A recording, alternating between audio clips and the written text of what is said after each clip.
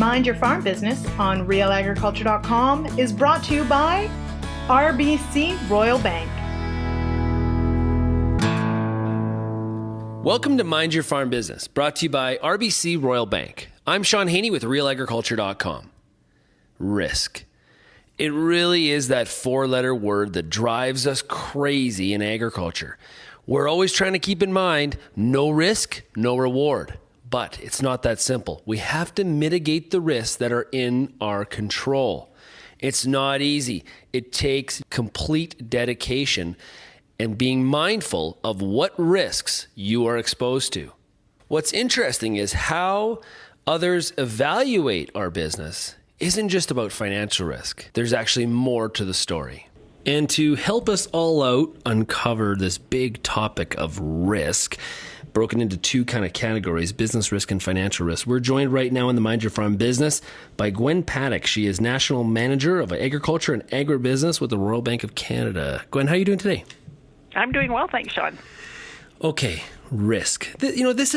Agriculture is a risky industry. There's no bones about it, right? And we have opportunities, but we also have major challenges. And as a farm owner trying to kind of steer through that path of opportunity, we do encounter a lot of risks. Now, some of those risks are out of our control, weather being a really good one.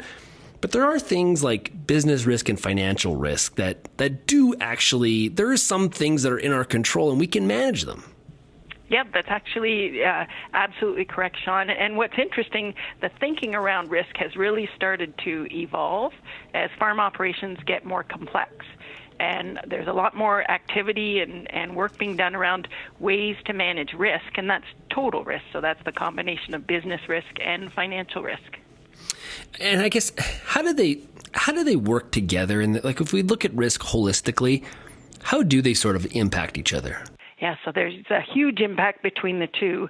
And if you think of two different camps, so the business risk, those are things like production risk, market risk, technology risk, human resource risk. That's definitely one we're seeing a lot more in farm operations. So that's the risk of your business. And that's when you talk about Mother Nature, she falls in business risk. The other part is financial risk, and that's your balance sheet to a large extent. That's the debt and the leverage that you have in your balance sheet. It's your working capital. It's your interest rates. Are they fixed? Are they floating?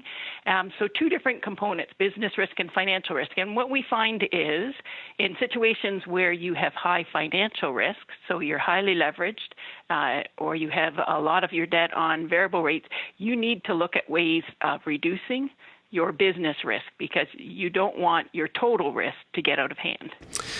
I just thought of something as you were talking about that, because the traditional relationship between the banker and the farmer has been really focused on financial risk, right? And there's a lot of qualitative things there. So there's ratios, there's net numbers, there's gross numbers, and those are things that we can all sort of benchmark, right? But when I hear you talk about business risk, I hear a little bit of passion, like those are things that the bank is more and more concerned about.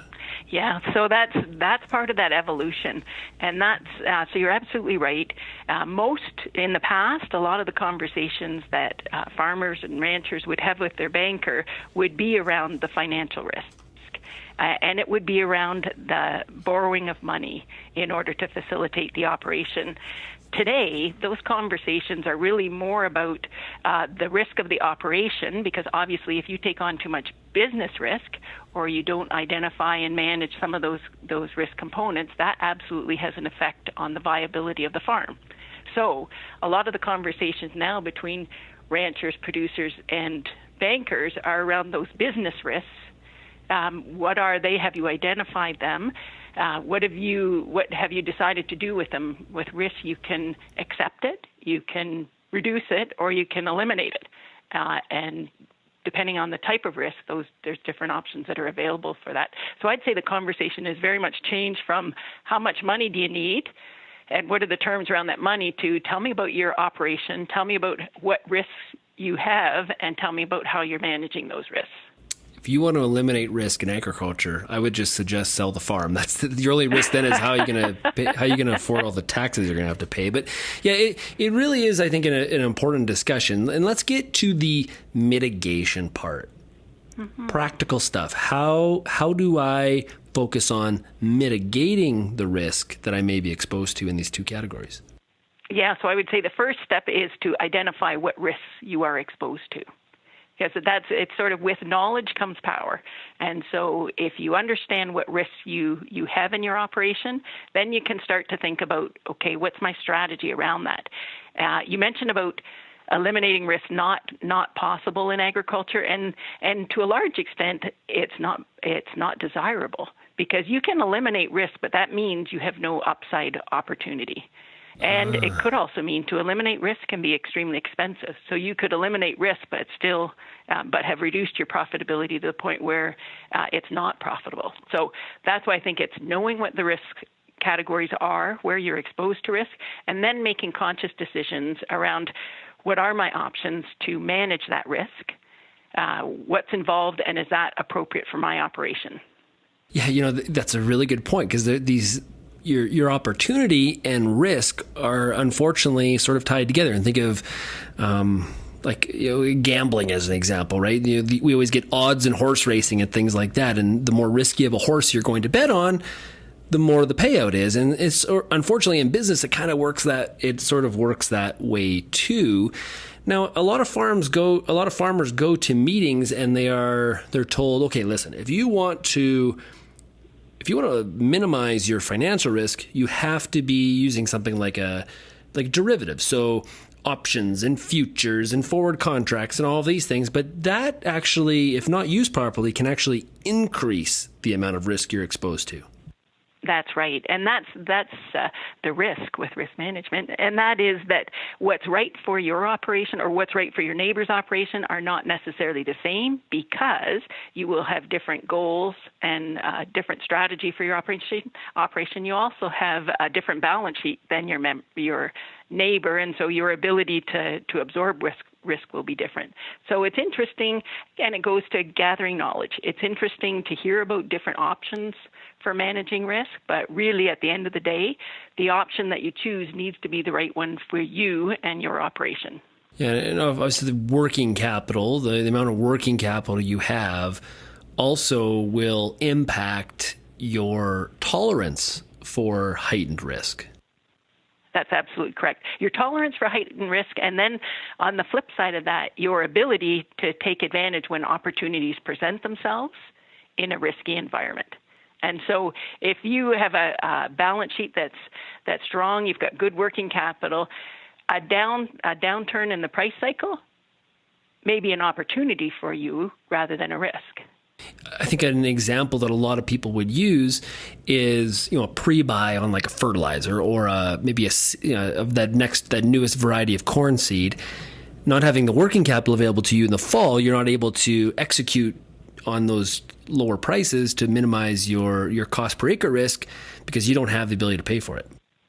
Yeah, no, absolutely. And I think when you talk about working capital, that is, if I think of a balance sheet, working capital is king. If you've got the right amount of working capital, that allows you to do so many things, more so than if you're short on working capital and you're always using borrowed money and leverage in order to do what you want to do. Yeah, I want to jump back for a second because I thought of an example. You had mentioned about, you look across the fence row at your neighbor and you see what they're doing, and their business is their business and yours is yours, and you have to evaluate your level of risk and your business plan based on yourself, right? And we do want to emulate successful producers. There's a lot of good habits and practices that we can all pick up on, but we have to be conscious of our own situation. And I think of like a feed yard example, right? I grew up on a feed yard, and I think of where, we hit the fall run and maybe calves are expensive and the neighbor's like loaded up. He's filled his whole feedlot full of expensive calves, and everybody looks at him and says, I guess we should be doing that too because he must know something. Not really thinking about how much risk that person is, obviously willing to put themselves under. That's right. Yeah, that's absolutely correct. And so what I would recommend, there's a number of organizations that probably within the last 2 years have developed some really great tools to help producers identify risks and to really help them hone in on the risks that are significant to their operation. And with that, I think about the Agri-Food Management Institute. They have a great business assessment tool. The Farm Management Canada has information and a good publication on managing risks in agriculture. And Purdue, they have a Center for Commercial Agriculture that has a really terrific risk management tool for agriculture. And I think by accessing those tools, you can work through it in the comfort of your own home and think about what the implications of the different risks are to your operation, and then it will help you identify which risks you should really tackle and which risks, you've actually got a good plan in place for and it's covered. Yeah, I'll also mention we have other episodes of Mind Your Farm Business in this podcast that have been dedicated to risk, so you can check those out at mindyourfarmbusiness.com.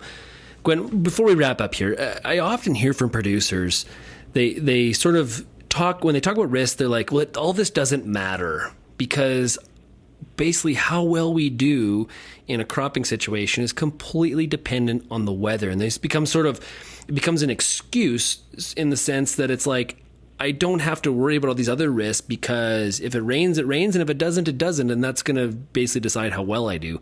That could be kind of dangerous.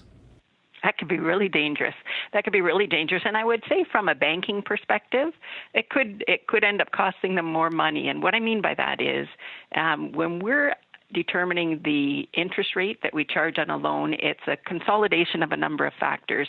And one of the factors is management. And when we assess management, we look at what is the risk management strategy. And if somebody is saying, you know what, everything is outside of my control, there's no sense me thinking about this because I can't do anything about it anyway. To me, that's a reflection of management. And I would say that's a reflection of management on the lower end of the scale.